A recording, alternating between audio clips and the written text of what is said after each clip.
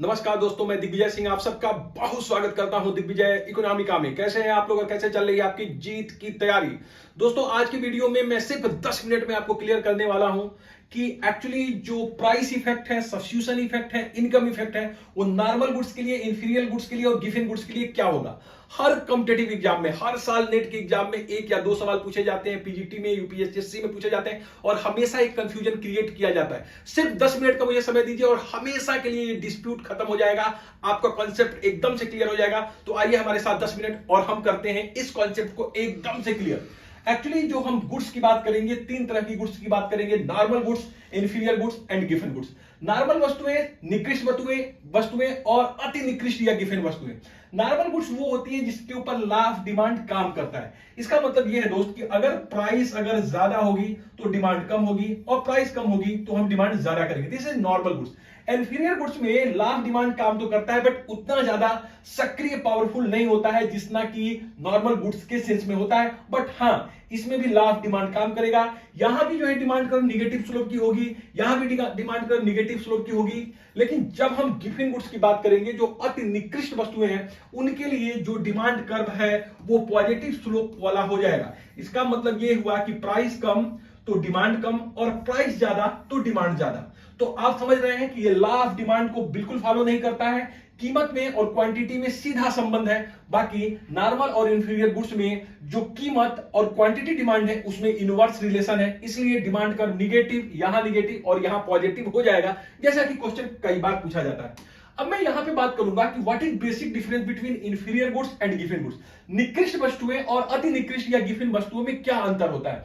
देखिए, जितनी भी इंफीरियर गुड्स हैं, उनके लिए ये सर्किल देखिए व्हाइट वाला है और गिवन वाली ये छोटी वाली है। इसका मतलब जितने भी गिवन गुड्स हैं वो सब के सब इंफीरियर है, लेकिन जितनी भी इंफीरियर गुड्स है वो गिवन गुड्स नहीं है। कहने का मतलब ये है कि जो इंफीरियर गुड्स है वो ग्रेटर देन गिवन गुड्स।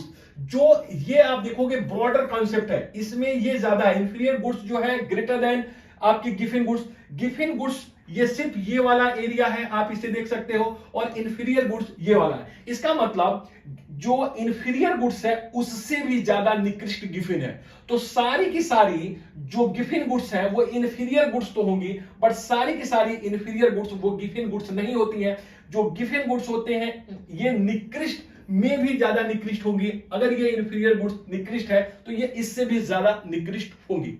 अब जो एक्चुअली हमको काम करना है वो इसके ऊपर कि price effect, substitution effect and income effect in तीनों के संदर्भ में क्या होगा, और यही सवाल बार बार पूछा जाता है। यहां जो हम प्राइस इफेक्ट की बात कर रहे हैं तो प्राइस इफेक्ट कीमत में परिवर्तन की वजह से 2 प्रभाव जनित होंगे, यही चीज आपको समझना है।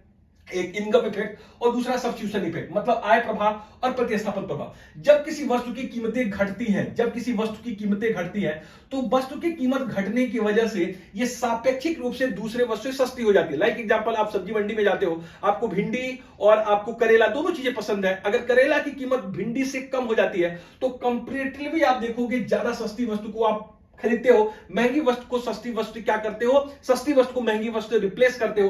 तो सब्स्टिट्यूशन इफेक्ट आप देखोगे हमेशा ये निगेटिव होगा। हमेशा सब्स्टिट्यूशन इफेक्ट चाहे कोई भी गुड्स हो निगेटिव होगा। कीमत जिसकी घटेगी उसकी हम डिमांड ज्यादा बढ़ा देंगे। तो जितनी भी कीमत कम होगी, अगर 2 वस्तुओं में से जिसकी भी कीमत कम होगी वो लुक्रेटिव हो जाएगी, आकर्षक होगी, और उसकी डिमांड हम बढ़ा देंगे। तो प्राइस के घटने की वजह से एक प्रभाव जनित हुआ, ये हुआ substitution effect. This will be always negative. ये कभी भी धनात्मक नहीं होगा। किताबों में धनात्मक लिखा है, गलत लिखा है। सब्स्टिट्यूशन इफेक्ट हमेशा निगेटिव होगा। आप कभी भी मैथमेटिकल बुक्स को आप पढ़ लीजिएगा, सब्स्टिट्यूशन इफेक्ट किसी भी केस में पॉजिटिव नहीं होगा, हमेशा निगेटिव। अब जो कंफ्यूजन ये है कि प्राइस इंड्यूस्ड इनकम इफेक्ट, यहां जो हम बात कर रहे हैं इनकम इफेक्ट की, दिस इज नॉट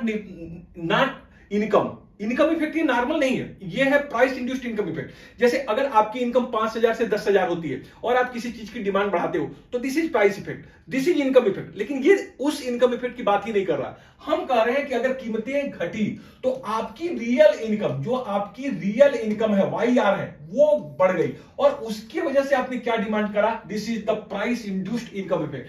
ये इनकम इफेक्ट जहां ये बात की जाती है वो होती है प्राइस इंड्यूस्ड इनकम इफेक्ट, मतलब मूल्य सृजित या मूल्य जनित आय प्रभाव। और यहीं पे लोग बहुत गलती करते हैं। आप समझो ये नॉर्मल इनकम इफेक्ट की बात नहीं होती है।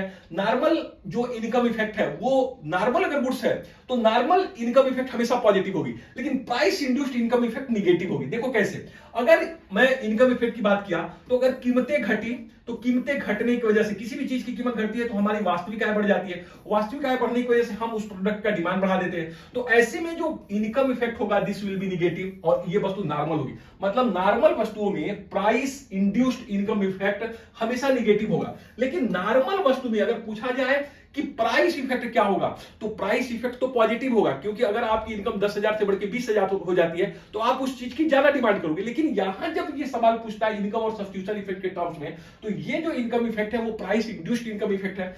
ये कीमत घटा, वास्तविक आय बढ़ी, डिमांड बढ़ी। तो यहां देखो, यहां जो एरो है प्राइस की नीचे और डिमांड ऊपर, दिस इज द निगेटिव। लेकिन अगर आपकी इंफीरियर है, अगर गुड्स इंफीरियर है तो प्राइस इफेक्ट घटी, आपकी वास्तविक आय बढ़ी और डिमांड भी घट गई। तो दोनों देखो एरो एक साइड हो गया, दैट इज द जो इनकम इफेक्ट होगी this will be positive for inferior goods. अब यहां आपको यही समझने वाली बात है कि जब हम प्राइस इफेक्ट की बात करते हैं तो आप एग्जाम के पेपर में देखिए किस प्राइस इफेक्ट की बात की गई है। अगर नॉर्मली पूछता है कि गिवन गुड्स के लिए प्राइस इफेक्ट क्या होगी, तो आप इनकम इफेक्ट क्या होगी। अगर गिवन गुड्स सिर्फ इनकम इफेक्ट के संदर्भ में पूछा गया तो निगेटिव हो जाएगी। अगर यहां पे बात किया जाएगा इनकम इफेक्ट तो price induced income effect this will be positive, यहां ये पॉजिटिव होगी। नॉर्मल गुड्स के लिए वहां जाओगे सिर्फ प्राइस इफेक्ट तो पॉजिटिव, यहां देखो ये निगेटिव हो जाएगी। तो यहां पे आप जरा आइए, ये अगर आप इसको आप चार्ट को पढ़ लो तो कभी भी आपका क्वेश्चन गलत नहीं होगा। Goods, price effect, substitution effect, income effect. आप जानते हो कि ये प्राइस इफेक्ट, सब्स्टिट्यूशन इफेक्ट और इनकम इफेक्ट का जोड़ होता है। अब हम देखेंगे कि लॉ ऑफ डिमांड कैसा होगा। अगर नॉर्मल गुड्स है तो पक्का आप समझ लो, जो समझ लीजिए substitution effect will always negative. इसके में आप कभी कंफ्यूज ही मत रहिए, कोई भी गुड्स होगी सब्स्टिट्यूशन इफेक्ट हमेशा ही निगेटिव निगेटिव निगेटिव होगी। अगर नॉर्मल गुड्स है तो प्राइस इंड्यूस्ड इनकम इफेक्ट ये हो जाएगी निगेटिव। अगर ये निगेटिव और ये निगेटिव तो इसका मतलब प्राइस इफेक्ट भी हो जाएगी निगेटिव। तो नॉर्मल गुड्स के लिए सब्स्टिट्यूशन इफेक्ट, इनकम इफेक्ट और प्राइस इफेक्ट सभी के सभी निगेटिव होते हैं। जब हम इंफीरियर गुड्स की, घटिया या निकृष्ट कॉस्ट की बात करेंगे तो ऐसे में जो सब्स्टिट्यूशन इफेक्ट निगेटिव होगा, लेकिन ये जो इनकम इफेक्ट होगा वो पॉजिटिव होगा। लेकिन substitution effect greater than income effect, जो सब्स्टिट्यूशन इफेक्ट होगा वो ज्यादा स्ट्रॉन्गर होगा इनकम इफेक्ट से। इसलिए अगर ये निगेटिव है और ये ज्यादा स्ट्रॉन्गर है इसके वजह से, तो ये पूरा का पूरा प्रभाव ही निगेटिव होगा और इंफीरियर गुड्स के लिए इनकम इफेक्ट निगेटिव हो जाएगी। देखिए ये सवाल कई बार यूजीसी में पूछा जाता है कि substitution effect greater than income effect या income effect greater than substitution effect. अगर ये गुड्स निकृष्ट है तो सब्स्टिट्यूशन इफेक्ट ये तो निगेटिव है ही है, ये पॉजिटिव है, लेकिन ये इतना ज्यादा निगेटिव है कि इसके पॉजिटिविटी को ये निगेटिव बना देता है। इसलिए यहां भी लॉ ऑफ डिमांड काम करेगा, यहां भी लॉ ऑफ डिमांड करेगा, यहां भी डिमांड कर्व डाउनवर्ड स्लोपिंग होगा, यहां भी डिमांड कर्व डाउनवर्ड स्लोपिंग होगा। लेकिन जब हम गिवन गुड्स की बात करते हैं तो ऐसे में सब्स्टिट्यूशन इफेक्ट तो होगा निगेटिव, बट ये जो है इनकम इफेक्ट बहुत ज्यादा पावरफुल हो जाएगा। इसका मतलब जो आपका जो ये इनकम इफेक्ट है वो बहुत ज्यादा पावरफुल हो गया, stronger than substitution effect, then total effect will be positive and demand curve for given goods will be positive. तो अगर आप इस चीज को समझ जाओ तो कभी सवाल गलत ही नहीं होगा।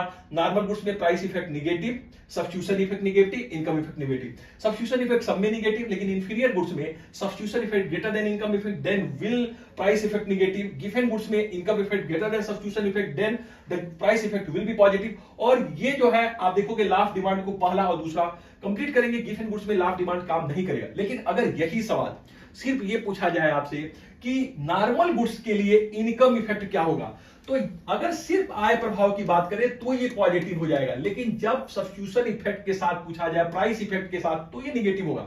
क्योंकि यहां पे जब हम आय प्रभाव की बात करते हैं तो हम कहते हैं आपकी इनकम 5,000 से 10,000 हो गई है, तो पक्का है नॉर्मल गुड्स की हम डिमांड बढ़ाएंगे तो ये पॉजिटिव हो जाएगा। लेकिन जब हम प्राइस और सब्स्टिट्यूशन इफेक्ट की बात करेंगे तो ये निगेटिव हो जाएगा। गिवन गुड्स के लिए आप देखोगे क्या होगा, आपका इनकम इफेक्ट पॉजिटिव, लेकिन गिवन गुड्स के लिए सिर्फ इनकम इफेक्ट, ये price induced income effect positive है, सिर्फ इनकम इफेक्ट निगेटिव होगा। यही आपको कंफ्यूजन होता है। सिर्फ इस वीडियो को अच्छे से देख लीजिए, एक बार नोट्स बना लीजिए, कभी गलत नहीं होगा। Thank you so much for watching Digvijay economy का। God bless you dear friend.